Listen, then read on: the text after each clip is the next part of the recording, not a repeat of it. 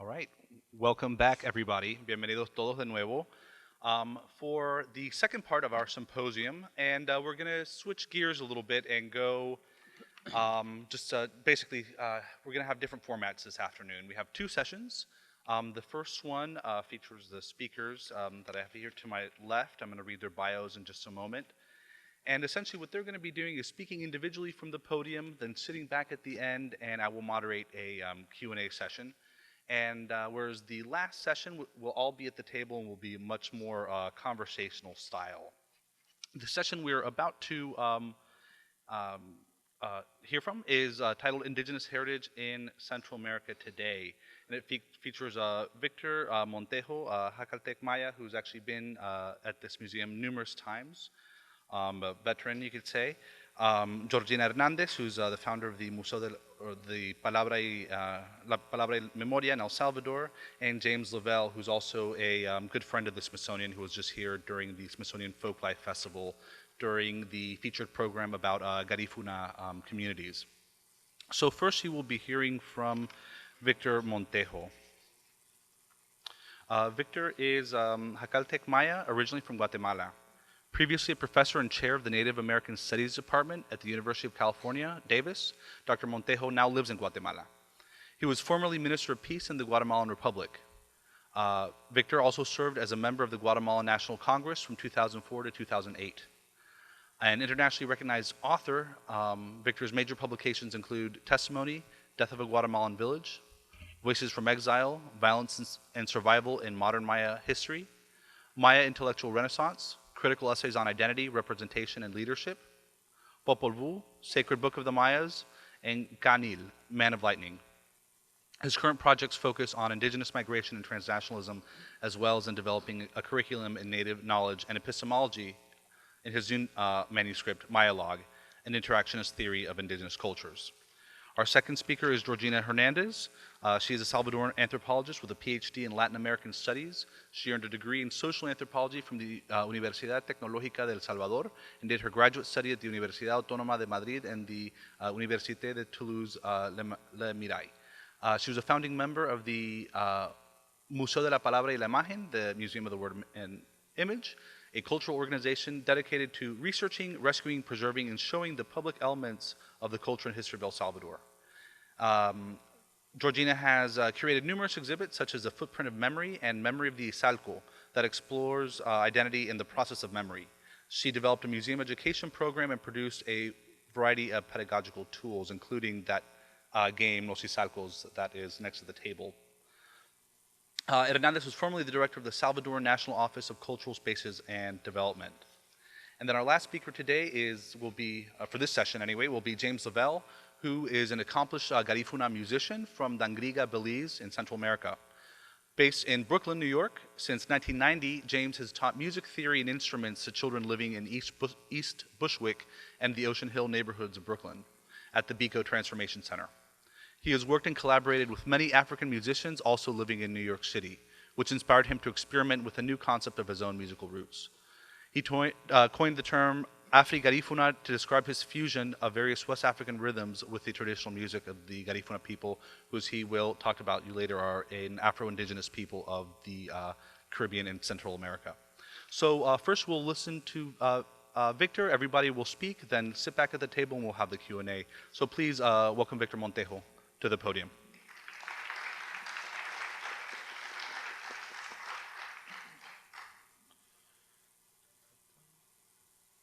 And silence your phones.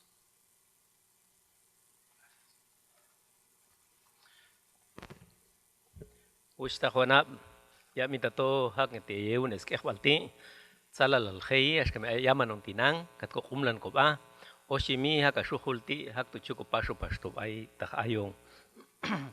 Quiero agradecer la oportunidad que me han dado para platicar con ustedes en 15 minutos algunos de los temas más importantes que consideramos los mayas de Guatemala, necesarios ahora a desarrollar al inicio de este nuevo Bactún, que como todos sabemos ha iniciado el mismo 12 de diciembre del 21 de diciembre de 2012 y al siguiente día, que era el 22 de diciembre del 2012. Hay agendas muy importantes y quisiera hablar de esto muy brevemente. It is a pleasure to be here today, and thank you very much for the invitation. I will start with my talk, 15 minutes talk, focusing mainly on the historical aspect of indigenous struggles in Central America, particularly the Mayas of Guatemala. Unfortunately, I couldn't go to the symposium that they have in archaeology, which I believe it was very important. I read that it says that El Mirador at least provides us information, new information, that Maya culture seems to be older than what we think, right? But who has been telling us what the age of Maya culture? Some anthropologists, some archaeologists. So sometimes we have to rethink and reconsider our findings or approaches to indigenous culture, which I believe it is very true. Yeah, Maya culture is older than what we think. One of the problems that I consider then historical is that of identity, which I consider like self-representation. Unfortunately, the Mayas have not been able to represent themselves fully the way that they would like to do it. There are very few scholars who have been trained in different universities, whose voice now are becoming strong because they have a PhD. Once you have gone through this academic training and get a degree, people can start to listen. But if you don't have that, anything that you talk about is folklore, stories, just stories. So the particular issue then is self-representation in a historical context. I won't go that far, but I believe Guatemala needs to rethink and enter into a new era of understanding its diversity. The Guatemalan country, as you know, is the most diverse nation in Central America, with 22 different ways of being Maya, distinctive ways of being Maya, plus the Garífuna and the Xinca, and the Ladino population. So we need to rethink or build a new type of nationalism, which includes ourselves. There have been two main projects throughout the past 2 centuries. The liberal project, Los Liberales, versus the conservative. The liberals, as we know, they have ruled Central America and Guatemala for a long time, and they have created a model of nationalism that is imported from somewhere else. They didn't value indigenous cultures. They only use it as a labor force, but the model to be used are those of Europe or the United States. That is the right way to live, to be a good citizen. Indigenous people then do not play anything in this other than being forced to labor. Then came another project, which was that of the conservative. And I always mention Rafael Carrera, because he practically worked and built his army among indigenous people in Guatemala. He was in Mexico, among the Jacaltek. He was very close at the border at Comitán, and he named some Jacaltek to be commanders of his army. See, that's why still today the Jakaltek Maya call Rafael Carrera nuestro presidente, because he provided those opportunities for them to get rid of the oppression under which they were for a very long period of time. Unfortunately, Guatemala, practicing all of these two particular models, did not work, and we have indigenous people trying to express themselves through different ways, sometimes very peacefully, or sometimes through resistance. And this, of course, brought indigenous people to the armed conflict during the 1970s and early 1980s. I lived the violence of the 1970s and 80s. I'm a political exile myself. I wrote my life story in my book, Testimony, Death of a Guatemalan Village. After being in exile in the United States and learning, passing through the different schools where I got training as an anthropologist and work as a professor of Native American Studies at UC Davis, I decided to take an early retirement because I did a work that started to call me back to Guatemala. As was mentioned, I was the Minister of Peace, Secretario de la Paz de la Presidencia, and a congressman. No indigenous congressman has passed a law before. You know, there are about 158 or 59 congressmen. You have a few indigenous people, but since the votes have to come from all of the Congress itself, you can hardly really pass any law. You don't think, but I managed to pass a couple of laws myself.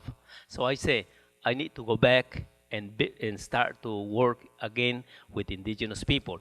That's why I think there are certain political projects that are very important at the moment. First, in the previous talk, like say by Professor Joyce, I think that is very important because usually archaeologists or anthropologists or those who study Maya culture, they concentrate on the elite centers, the major centers, Tikal, Copán, Palenque, and they don't go to small villages where you can find mounds and really start to build the help in rewriting the history of indigenous people in the region. So when you see that El Salvador, Costa Rica, and this region that supposedly are like Westland, nobody lived there, you can see early roots of cultural traditions combining themselves from the talk also of the professor that followed. I think this is very important to understand because then we are saying, yes, indigenous people have a long, long tradition in this land.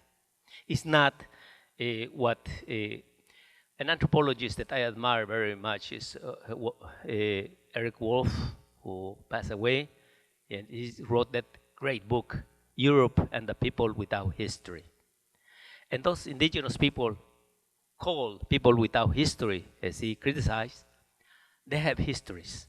But unfortunately, the histories being written at the moment are written by non-indigenous people.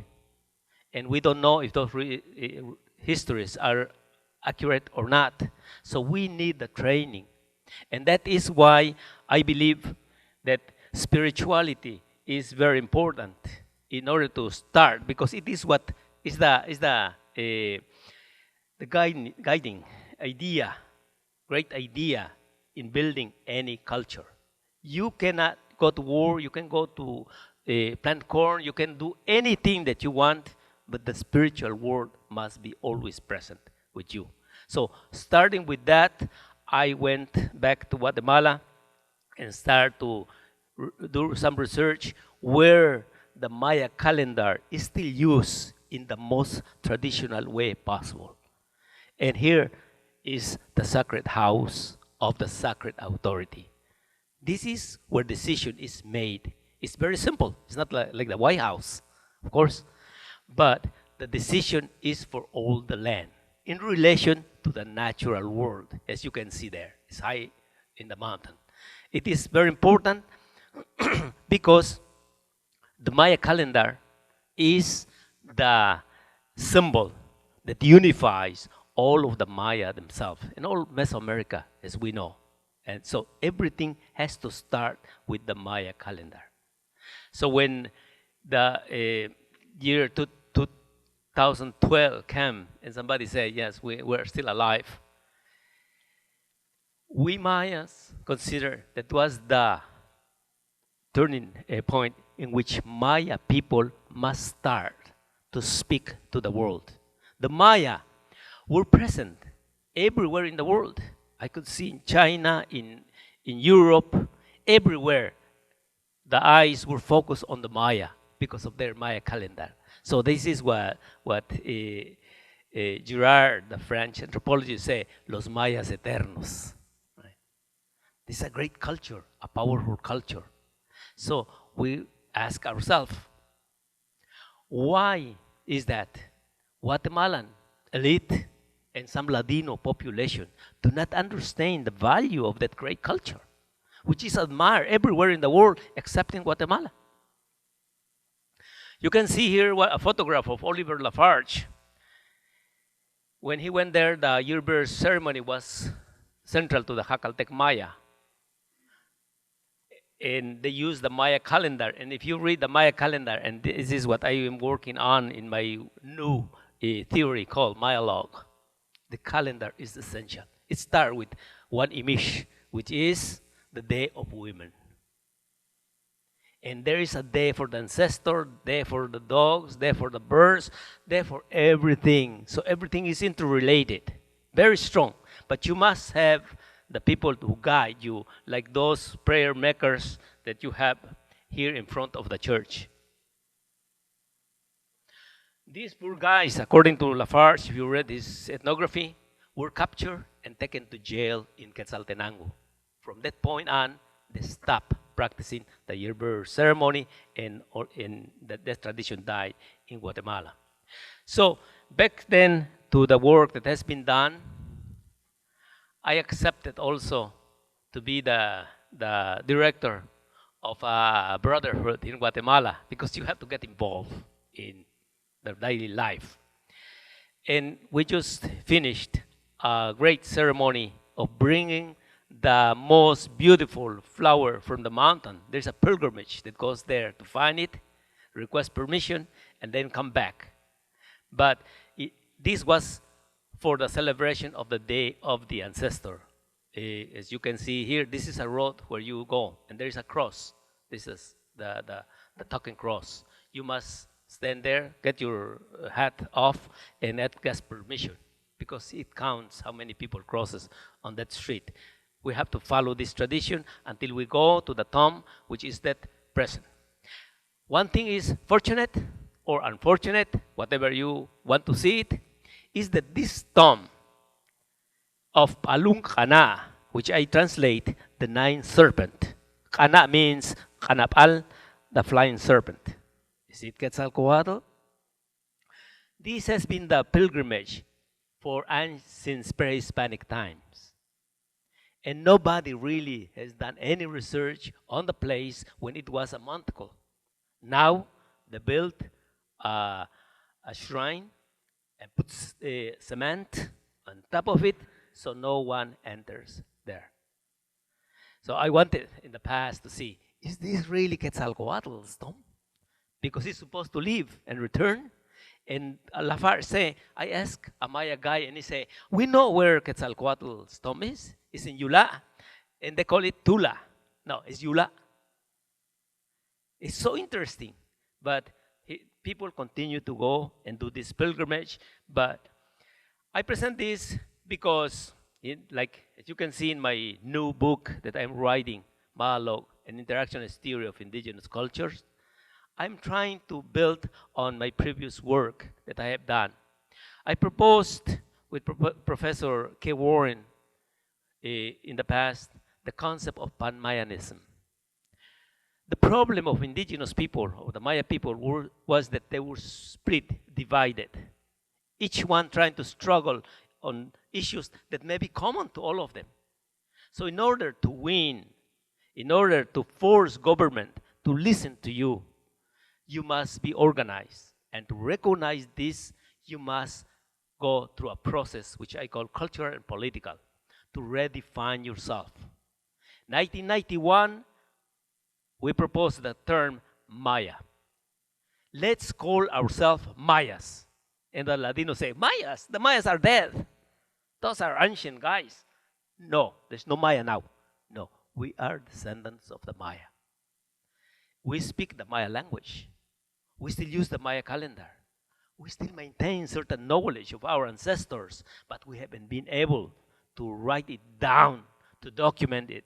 Just as I mentioned to you, and also the scholar Vine Deloria said, When will we have indigenous scholars really sitting down, synthesizing indigenous knowledge and writing in a way that the Western world can listen to us?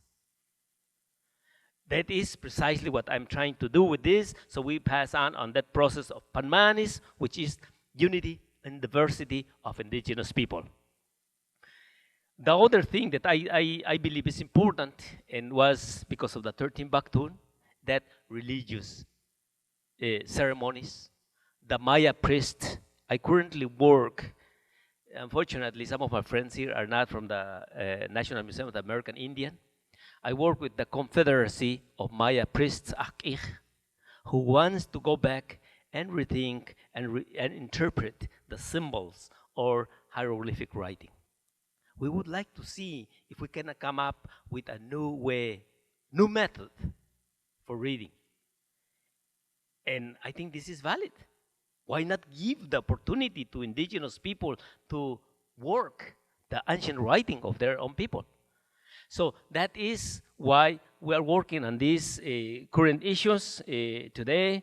And also we want to request or ask or force the government to comply with the national laws, like Congress, for example. The National Constitution of Guatemala states that Guatemala is a multicultural nation state. But if you read the Guatemalan Constitution, then you started at one paragraph of this size, Artículo 87. It says, Guatemala is a multinational nation state, but we will write this later. This is how it appears in the Constitution. They just left it there. They didn't want to work out. It was dangerous for them really to think about indigenous issues within the Constitution. So that is another project that is going on, and also to comply with Convention 169, the rights of indigenous people, also by the one that has been passed by the United Nations, which I think these are, unfortunately, it's very brief, but we will have time to ask the question. Thank you very much.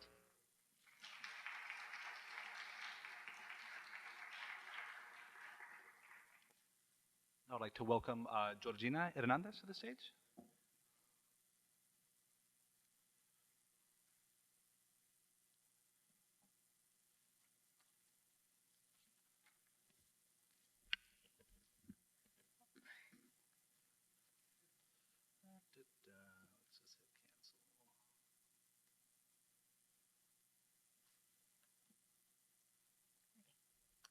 Good afternoon. Thank you for joining us in this symposium of reflection on the heritage of indigenous people. Sorry, because I'm going to read my speech because my English is not so fluently, and I probably use Spanish words, but I hope all the persons here could speak Spanish or know some words. This speech is in the context of the opening of the exhibition Rebelling Ancestral Central America. I appreciate the invitation. Firstly, I will describe the current situation of indigenous people of El Salvador. And secondly, I will share the strategies of diffusion of their heritage out of my work experience in the Museo de la Palabra, la Imagen y la Memoria. In order to understand the current situation of indigenous people, it is essential to analyze the elements that determine their self-definition, autonomy, and self-determination, that permit the social group cohesion as a self-definition as a group, in order to articulate public policies that allow them the preservation of their tangible and intangible heritage, and the management of their identity. In that sense, I observe that the main situation and the main difficulties are three: the persistence of homogenizing discourse, the legislation in use, the lack of updated statistics and methods. The mestizo discourse and identity is one of the problems in the situation of El Salvador, behalf of the state of the government, because they continue with the discourse that the Salvadorian has no Indians. and is a mestizo country, denying the cultural diversity in the country, and in consequence, the mechanism to spread out and protect his own heritage. Other situation is the legislation in use. El Salvador, the state constitution characterizes indigenous people, their language, and habits as a simple folkloric national heritage. The main demand of the indigenous people, land ownership, is particularly delicate in a country that has the highest demographic density in the continent. This condition worsens the difference behalf of the state to ratify the ILO Convention 169 on indigenous and tribal peoples and independent countries to the claim of their land and the protection of their own social, cultural, religious, and spiritual practices and values. It is appropriate to say that El Salvador is the only Central American country that has not ratified this important international instrument. The third problem is the lack of updated statistics and methods that evidence and visibilize the indigenous population. The last population census included the category of ethnicity, but was criticized to contain discriminatory categories to say about indigenous people. The data obtained by the governmental institution give us 0.2% of population in El Salvador that defines themselves as indigenous people. The difference is significant considering an anthropological study realized in the early 1999 by Max Chapin in the work named Social Anthropology of Indigenous Population in El Salvador, which talk about 10% of indigenous population in the country. The third situation or problem that we see is the socio-historical reality of indigenous people, who faced in the early 20th century one of the bloodiest acts of extermination executed by the Salvadorian state. The slaughter of 1932 that ended with the life of about 10,000 to 30,000 indigenous people, consolidated what the historian Jeffrey Gould named the culture of terror, which influenced the systematic loss of visible culture patterns as language and traditional dress. And another set of elements that define the collective cultural indigenous practice, in the same time delegated some of this practice to domestic and private spaces that cause generational fissure in the transmission of cultural contents and patterns to the becoming generations. The strategy to attend this situation of indigenous people highlights the role of museums in reference to cultural demands of indigenous community and the dissemination of their heritage as a part of exercise of their cultural rights. In that sense, el Museo de la Palabra y la Imagen y la Memoria has become a space where there have been undertaken a various number of actions, including the moral reparation of indigenous people in relation to the historic past, especially the massacre of 1932. In that sense, the museum has developed a series of educational products, such as documentaries, productions. We make a documentary that's called Scares of Memory that talks about the 1932 massacre. We spent like 3 years with the communities, indigenous people, to have their testimonies to understand what happened in that period. In the first time, we find a lot of fear, mucho miedo. People don't want to talk about it. But we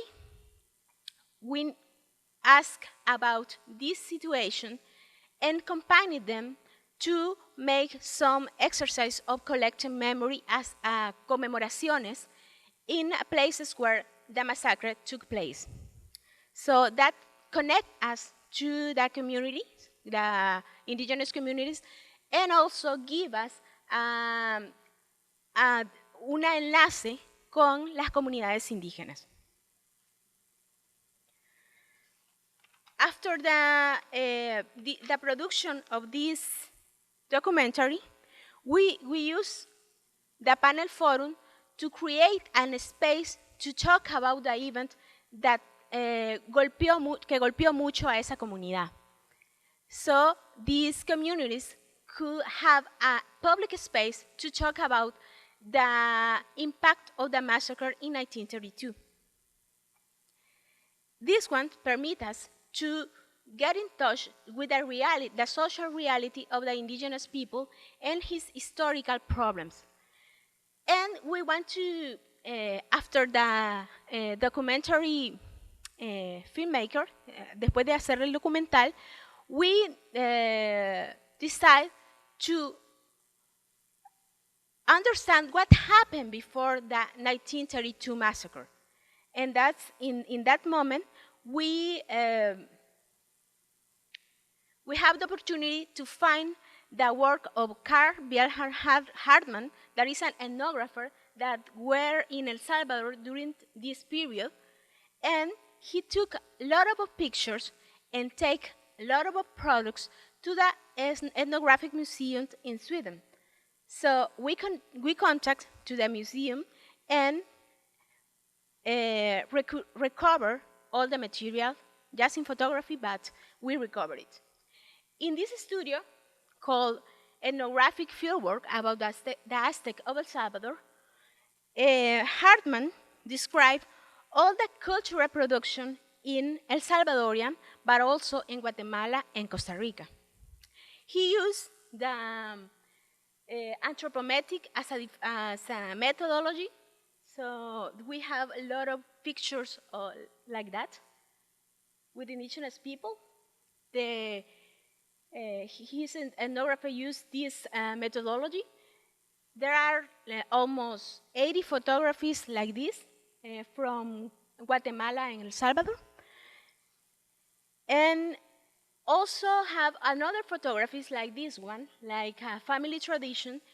And with these photographies, we go to the indigenous community and try to see what elements were lost or what elements were not continued to produce it in the communities.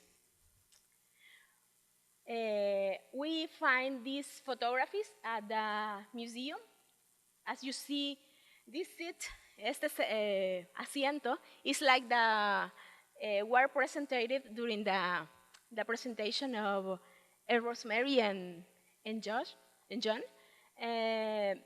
As you see, these productions are actually made in El Salvador, but it have a feature and not continue producing because of the slaughter of 1932.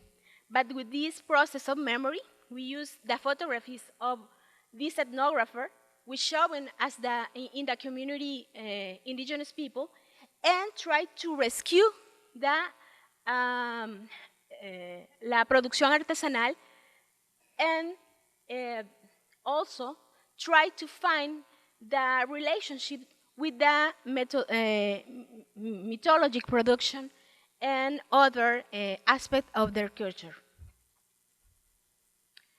For example, los morros labrados, we have it here, and they produce in Izalco, and we got all the todos los motivos, and we asked people what narrative they can tell us about it, about el motivo representado, or the designer. And we find lot of production of narratives. Doesn't function this. Okay. And we also work with women in indigenous communities to reproduce the motifs or the designs in the products of this ethnographer find in the earlier 19th century, and we reproduce it and give us the opportunity to the woman indigenous community to produce las producciones artesanales. We rescue un tinte natural that's called machaste, and this tinte was used to give color to the petates and the cestas that now are reproduced in Izalco region. We also ask about the different narratives in animals, legends, and myths.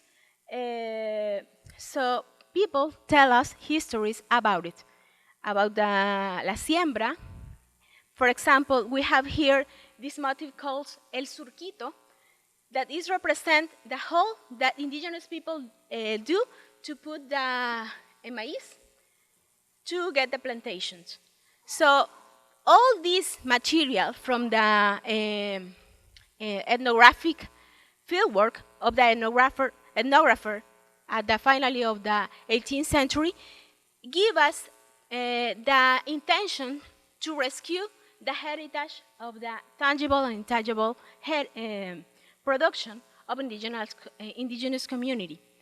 We also produce this board game that is over there that is called Memoria de los Izalcos, and is made to impact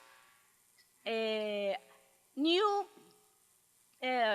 public like young people, and we have the approval to Ministerio de Educación to use it in every class and in every classroom. And we reproduce all the aspect of the cultural, the indigenous culture, and we play it into every schools, because Ministerio de Educación give us the approval to use it. Another thing that we do is that we work in the shadow report of the ILO 169 Convention to ratify this important international instrument. So with this shadow report that we work, we demand to the state to ratify this instrument, and the ILO Convention asks to the government to ratify it. So we join the indigenous community in their rights and their civil rights and the continue of the conservation of their tangible and intangible heritage. I think this is the most important role of the museums nowadays, because not only is to present objects for an exhibit, but also is to accompany the indigenous communities to know about their rights and to accompany to their fight for their rights. So this is our work in el Museo de la Palabra y la Imagen. We work as a reparación moral after the massacre. So this is an important way to rethink the role of the museums. Thanks.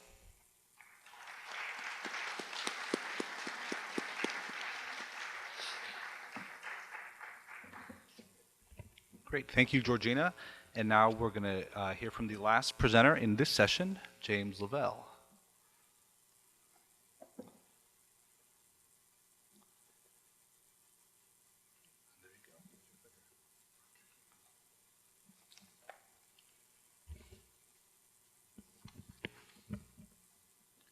Buiti Ramaweyu. Okay, it means good evening in Garífuna. Buiti Rabanweyu, I would like you to respond. Buiti Rabanweyu. Sereme, thank you. I would like to thank Ronald to invite me so that I can talk about the Garífuna people. And there's so much to talk about, Ronald. I have to say that because I know I have only 15 minutes, but I'm going to try my best to do that. The Garífuna people, okay, the culture itself, they're made up of 3 cultures: the Carib, the Arawak, the indigenous people of, those are the indigenous people in the Central America, okay, and the Africans. So the 3 cultures that made up the Garífuna people are the Caribs and the Arawaks. The Caribs and the Arawaks, they are in the Caribbean and also the Central America. They came via the Orinoco Basin in Guyana, traveled into the Caribbean, and they inhabited all of the Caribbean islands before Columbus. This was pre-Columbian. What happened in the early 1300s, and this is according to Ivan van Sertima, he wrote a book, They Came Before Columbus, and the Abu Bakari, he was the brother of Mansa Musa, the king of Mali, okay, who came. Abu Bakari came to the Americas, and it was these free Africans who intermingled with the Caribs and the Arawaks, who were inhabiting all of the Caribbean, and came up. The offsprings were known as Garífuna, or black Caribs, known as Garífuna. Okay, so the Caribs and the Arawaks, before they before they intermingled with the Africans, they formed a bicultural society. Because what happened, the Carib man married the Arawakan woman. And these 2 bicultural society, these 2 cultures, they coexist as one. And here is where the child, the offspring of the Arawakan woman and the Caribbean man, where the child began to internalize both languages of his parents. Why? Because the Arawakan woman will tell her son or daughter, come here. But she will say, Higabo no. She will tell her son or daughter, come here. Higabo no. But the Carib man, he will tell his son and daughter, the same son, the same daughter, come here. Ahu ye. So the Carib man will say, Ahu ye, and the Arawakan woman will say, Higabo no, and the child will understand both, and he internalizes both. And it goes with several words in the Garífuna language, where the women speak a little different from the men. Another example is the paddle. Nebuga afagayuho. Nebuga afagayuha. Afagayuhaina. Afagayuhaina means paddling, but that is an Arawakan way of saying it. That's what the Garífuna woman will say. The Carib man will say, Nebuga euha. Euha. That means same thing, I'm going paddling. Okay? So now, I'm just trying to give you in a brief nutshell how the Garífuna people came about. But they are known to be coming from St. Vincent and the Grenadines, known as, in the original language, Yurume. Okay? What happened in the 1795, there was several wars that the British, inflicted upon the Garinagu people in St. Vincent and the Grenadines, Yurume. And one of the paramount chief of the Garífuna people, Joseph Chatouillet, he was the omnipotent person. He was the all-purpose man. He was He was a Renaissance man at that time. He was a preacher, he was a chief priest, he was a mayor, he was an educator, he was everything to the Garinagu people, the paramount chief. He organizes the Garinagu people to defend their homeland, which was St. Vincent and the Grenadines. And eventually, March 14th, 1795, he died in battle. And that was the decline of the Garífuna culture in St. Vincent. I must say, though, that although St. Vincent and the Grenadines is known to be the homeland of the Garinagu people, they were also in other areas of the Caribbean. They were known to be in Grenada.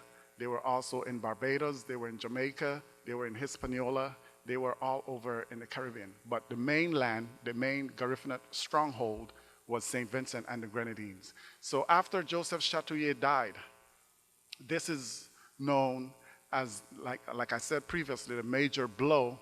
It was like the Garífuna Holocaust.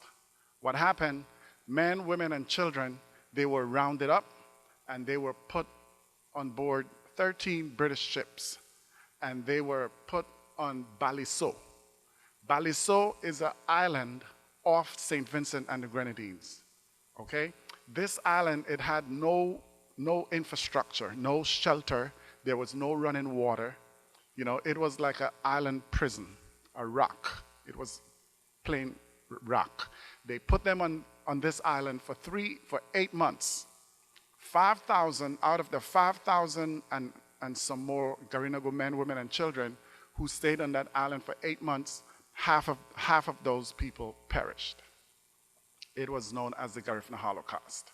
After that, the 2,000 and odd people, they were rounded up again, and they were taken to Roatan, Honduras, okay? And via Jamaica, because they stopped in Jamaica for probably 2 days, maybe to fill up, put some more food and stuff like that to the boat. And they sailed to Roatan, Honduras. And once they got to Honduras, life was not, good on the island of Roatan itself. So they had to find themselves to mainland Honduras, okay? And how did they get there? Because after the British dropped them off on Roatan, they returned back to St. Vincent. So the Garinagu people, so resourceful, okay? They got to mainland Honduras via rafts. They put logs together, they tied it up, and they floated on that raft until they get to mainland. And there are several communities in Honduras, several Garífuna communities, at least 46 of them on the coast of Honduras. There are 6 communities in Belize, where I'm from, and there are 2 communities in Guatemala, Puerto Barrios and Livingston, La Buga. Okay, and I think there's probably 2 more in Nicaragua, Bluefields, and another area in Nicaragua. So that is the landscape. So I saw the earlier presenters, I was really, seeing a lot of similarities when it comes to the location and also the houses that I saw Georgina was showing on her presentation. They're pretty much similar to the Garífuna way of life, because the houses that the Garífuna people are known to have, we call it murisi. And murisi are basically houses with, that I saw up there with leaves, covered with leaves, okay? And that is the way that the Garífuna people survived up to this day. It's only now that they are venturing into different ways of building their houses when it comes to concrete and stuff like that. But prior to that, they were a fishing and farming community or society. They built their houses with thatch roofs and stuff like that. They have music that they listen to, and it's just that I won't be able to talk about that. But what I want to mention now in my presentation is the fact that the preservation, to preserve the Garífuna culture and the language itself. There are, in 2001, UNESCO, United Nations Educational, Scientific, Cultural Organization, they proclaimed Garífuna and 19 other indigenous cultures as oral and intangible heritage to humanity. Okay, that means that the language of these indigenous cultures are endangered. It's at the point of extinction. And there are many organizations, Garífuna organizations, that are doing whatever they can with their capacity to hold the culture, to preserve it via documenting, via writing books so that it can be documented, teaching it, and enforcing it in the school system, because it's something that is not being included in the school curriculum. So we're working, Garífuna organizations are working towards that. I need to mention, the Garífuna Coalition in New York City. They're very much working, adamant about, and totally advocating for Garífuna to be placed in the school curriculum. There are also the Garífuna American Heritage Foundation in LA. They're also pushing for that cause. Then they have the National Garífuna Council in Belize, also advocating for Garífuna to be put in the school system. And I also want to say that they have the Garífuna Heritage Foundation in Urume, St. Vincent and the Grenadines doing the same thing. I want to mention about Yugacure. Yugacure is a cultural retrieval program that myself and Trish St. Hill, my business partner, who are doing everything as possible in our capacity to bring back the Garífuna language to St. Vincent and the Grenadines. What happened when they were exiled in 1797, the British in St. Vincent at that time, they prohibit the speaking of Garífuna. So the people in St. Vincent and the Grenadines today, they don't know how to speak the language because of that. So it's not really because they don't want to speak it. It was forced on them not to speak it. So 2011, myself and 6 other people, we went back to St. Vincent and I taught the kids music. I taught them how to sing songs in Garífuna. And they were able to absorb all these songs, like 16, 17 songs in Garífuna. And I taught them how to play the Garífuna drums. I also, Eleanor Bullock, my business partner, she taught them how to dance. And I have to say, ladies and gentlemen, Yugacure program, it is so working, because today, 3 years later, there are over 400 to 500 children in St. Vincent who are singing in Garífuna as loud as any child or children in Belize, Honduras, or Guatemala, and they are dancing just as hard, just as beautiful as any Garífuna child in Honduras, Guatemala, or Belize, and they are playing those drums, okay? So Garífuna is literally coming back after 218 years to St. Vincent, land of its origin. Thank you.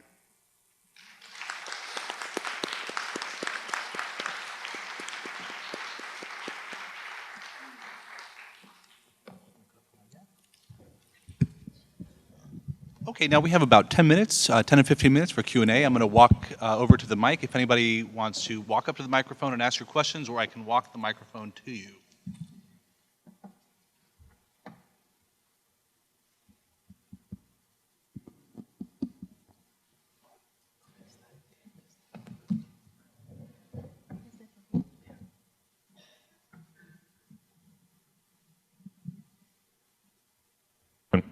Good afternoon. Thank you for your presentations.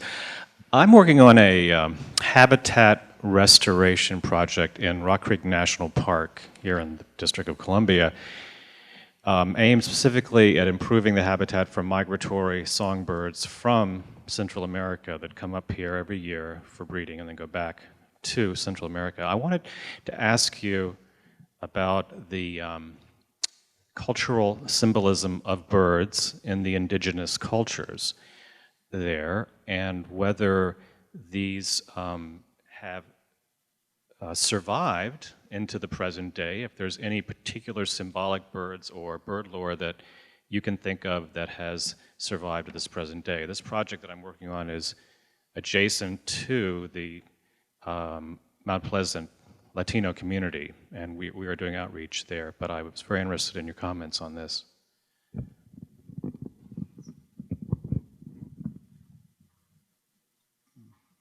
Anyone can reply. But in Maya culture, you know, these animals, birds are very important. I just mentioned that in the Maya calendar, we have a day for the birds, Tsikin. So, and the birds are considered, there are several types of them, but they are like the messengers. They provide information. Let's say in the Popol Vuh, you have los búhos providing information or taking information. So they're very important. You just have to know and listen to them and interpret their song. And they are considered as the beauty of the world. Yela usatip angkinal diría mi madre. My mother would say the colors of the world, because that is how they consider them. But I insist, there's a day for birds. I just want to mention, when it comes to birds, you know, I'm not really, how can I say this? In the Garífuna culture, we usually, you know, use the birds to sing about them in music. I have to mention that because in most songs, we would look at the birds when they fly. It just signifies how powerful they are to be able to just move from one place to the next without no borders. And we try to reflect that in some songs. And I share what my colleague says, because in the Nahuatl cosmovision, birds are like messengers about la muerte, about the dates that you can sembrar, and all the cosmovision relationship with the paisaje. And it's important to hear what birds and the el aire, earth, says, to articulate all the domestic domestic things to do.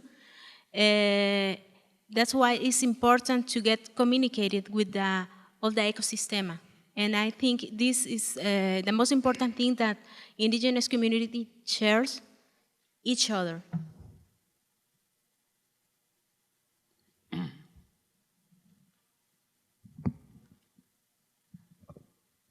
Sí, muy buenas tardes. Mi nombre es Margarito Esquino. Soy representante del movimiento indígena de El Salvador en Washington, D.C., asilado político. Quiero hacer una pregunta a la compañera de El Salvador. Yo como indígena, como náhuatl, como representante de los tres grupos indígenas de El Salvador, los náhuatl, lencas y maya, ustedes como siguiendo una carrera de antropología, deberían de enfatizar más los preservadores de la cultura y la tradición hasta en el siglo XXI en que vivimos. Mi abuelo fue el sobreviviente de la masacre de 1932. I'm just going to translate really quickly. This is Margarito Esquino. He is a representative of Salvadoran Indigenous movement. He lives here locally, and he's asking Georgina Hernández, as a trained anthropologist, he's mentioning that we should put a lot more emphasis in the tradition bearers within cultures, and he's making reference to this. He's talking about his grandfather, who's actually a survivor of the 1932 massacre. Sigue. He tenido el honor de estar con los hermanos Garífuna, con el representante de aquel tiempo, Roy Guevara Arzú. Hemos estado con los hermanos Maya de Guatemala, hemos estado con los Cuna de Panamá, hemos estado con los Misquitos de Nicaragua y donde soy miembro del movimiento indioamericano de las 600 naciones acá. Y estamos trabajando ante las Naciones Unidas el convenio 169. Para que sepan los hermanos y hermanas acá, nuestro gobierno en El Salvador siempre han negado que dicen no hay indígenas. ¿Quiénes son los náhuatl? ¿Quiénes son los lencas? ¿Quiénes son los mayas? We've been working with, as an indigenous representative, working in El Salvador, we've been working with our Mayan brothers, our Garífuna brothers, our Kuna brothers, and we were advocating for the convention 169, and we're reclaiming to the government of El Salvador, who are always saying that there are no Nahuas, that there are no PPLs around. También quiero aclarar una cosa sobre, hoy este año me encontré con unos hermanos de la zona de Oriente, donde nos están confundiendo, donde dice Nahua Pipil. Quiero hacer una aclaración como indígena, como un indígena histórico. Nunca fui a la escuela, para que sepan. La universidad mía ha sido la universidad de la vida. Cuando los criollos, cuando los ladinos, cuando los invasores llegan a nuestros territorios. Y por eso, cuando se recuerde el 15 de septiembre me da tristeza, porque es cuando nos despojaron de nuestra cultura, nuestra tierra, nuestro origen y de nuestra ceremonia. Por eso tenemos una frase, los náhuatl, donde decimos, nos cortaron las ramas, nos quemaron los troncos, pero nuestras raíces siguen. Y es un orgullo ser indígena, ser náhuatl, que mi padre era el cacique Adrián Esquino Lisco, una persona muy reconocida, nacional e internacionalmente. Y ahora yo soy la persona que llevo el bastón, la historia de mi país. Y quiero decirle a muchos hermanos y hermanas acá, si quieren saber más de la historia mía o de la historia de El Salvador, de los náhuatl, lencas y maya, les voy a dar un número de teléfono, que es el 240-476-2526, cualquier pregunta o cualquier historia que quieran saber de los hermanos indígenas en El Salvador. Gracias. And I'm not going to translate all of that, but I just want to point out that if anybody wants to talk about contemporary indigenous movements in El Salvador, please talk to Margarito Esquino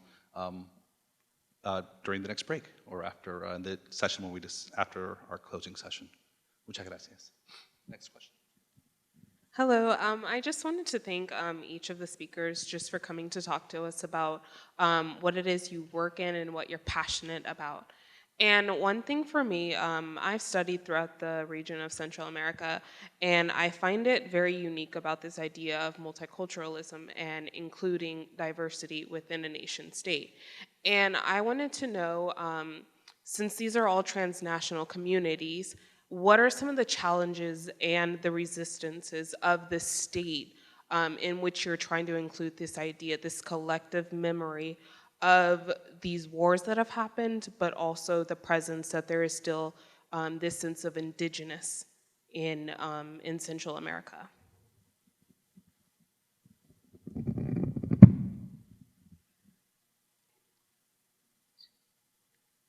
I will try to answer, but in Spanish. Creo que el reto de trabajar con comunidades transnacionales, sobre todo comunidades indígenas, tiene un fuerte reto. Y es que las comunidades indígenas casi siempre se vinculan mucho a territorialidad, pero también esa... ¿sí? So, I'm just going to translate for you. See, we're talking about the challenges about working with indigenous, transnational indigenous groups. And one of the big challenges is the whole notion of territoriality or territorial boundaries. Siga. Como decía un amigo antropólogo, hay que pensar en las raíces, pero las raíces de estas plantas acuáticas que son movibles, ¿verdad? No están hundidas, no están en la tierra, son movibles. When you think about roots, but more the roots of like aquatic plants that are always in movement. Así podemos, no debemos delegar a ciertas comunidades a un territorio inamovibles y sin contacto con otras identidades nacionales o con toda la riqueza cultural existente, y sobre todo con las condiciones económicas que les hacen migrar. Y por eso también el reto es reconstruir la identidad en los países donde han decidido por opción propia asentarse. Yes, okay, so the big challenge here is ascribing a specific territorial or land area to a specific identity or ethnic group, especially given the fact that so many groups have moved and have been forced to move because of economic conditions. Repite lo último. Y que estas condiciones son las que les han hecho, han provocado su movilidad y por tanto es un reto rehacerlas al lugar donde han decidido moverse. So it's an issue of reconstructing identities also in the places where these folks have moved to and not just where we assume that they've come from. Thank you. And we've got time for one final question before we move on to the next session.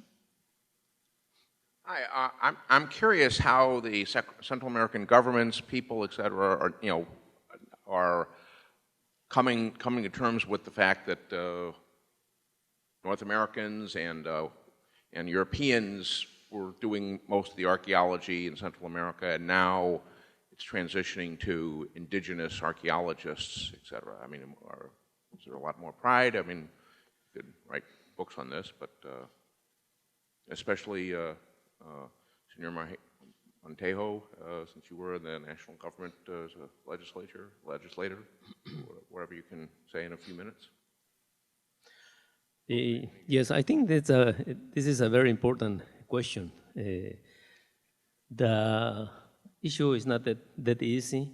Indigenous people, since they have become mostly illiterate, and they continue to their tradition through the oral tradition, it has been difficult for them to document their own histories.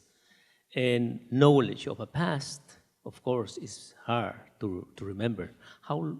For example, I don't remember, as a Maya myself, I don't remember anything of the Spanish conquest. How can I talk about the Spanish conquest if I don't read about it? Right? So I have to go to an archive and start to inform myself. There are many things that you have to learn from documents that are there. That's why history and history are very important. The oral tradition can help you to construct. But of course, there is good and bad things in foreign research. In the past, as we know, research has been done to facilitate the invasion of territories by these powers, either Europe or the United States. So the people were not there really to help indigenous people to understand their own identities or cultures, but they were to collect information that can be useful for other purposes. And that's the criticism against anthropology, right? It has been its job, and that we can see this with diplomats that have been working in Guatemala culture. On the other hand, if you do the work, the correct work, and I think you cannot say that this is the ultimate truth that you are finding in a community. That's why I like the word when I say, can you speculate on this, right? Because you are making an object to talk, and this object cannot respond to you. So anything you want to say is it. And if you write it down, it becomes history. It becomes what it is, but maybe it is not. So that is always a danger also to basing your information on outsiders' information. That's why I think it's important to train indigenous scholars. So, in a collaborative fashion, go into the field and try to work insider or outsiders' perspective into this. It's I think that's why my book is very important, because I make emphasis on these ideas. We indigenous people, we cannot claim that we have the sole truth. Either the other, because the truth or the writing that I do, it comes from my own perspective as a trained anthropologist. I wasn't trained in a Maya university. We don't have a Maya university. Otherwise, it could have been a different approach. That's why I'm going back to ancient methodology in order to understand. Somebody asks a question of the birds. I talk about how to interpret messages because I have lived this when I follow my father to the cornfield. How to listen to the birds and stop, wait for a few minutes because there is a danger right there in front. If you wait, it will be gone when you arrive to the path. But you have to know which bird is this. You cannot just stop anytime, right? So it's beautiful. There's knowledge. There's a system there. But I say, yes, the contribution is very important. But sometimes it has been pushed, like as we say in anthropology, right? We have to fit the data within our paradigm. So that has been forcing ideas inside. I think a discipline, anthropology or anything, should continue, but in collaboration with indigenous people. That will be great. That's why I say, let's restart the understanding of Maya hieroglyphic writing. 20 Maya indigenous priests who know the Maya calendar and are critical on things, and myself, who I'm a trained, try to mediate between this and epigraphers. That will be a great beginning. So it's not that somebody comes, oh, I find a new meaning for this glyph, and 10 years later, we're wrong. We have a different meaning now. So we go like this all the time because we are just maybe inventing or coming up with meaning. So I don't want to just continue with this criticism. I think there's a positive and negative contribution on that, but I would like to see more on the positive one because, yes, we need to know our history, our heritage, and people can help us to do this. I just want to say a short thing. I want to go along with Victor in the sense that we need to find that path that will put out the truth, because it is right that outsiders really cannot come into a community to talk about that specific culture in its entirety. The story will come from the people themselves. And it's true that the people themselves might not have the methodology to do it, so it's a coming together of the outsiders, or the anthropologists, the educators, along with the indigenous people to walk that fine line, which is the truth line.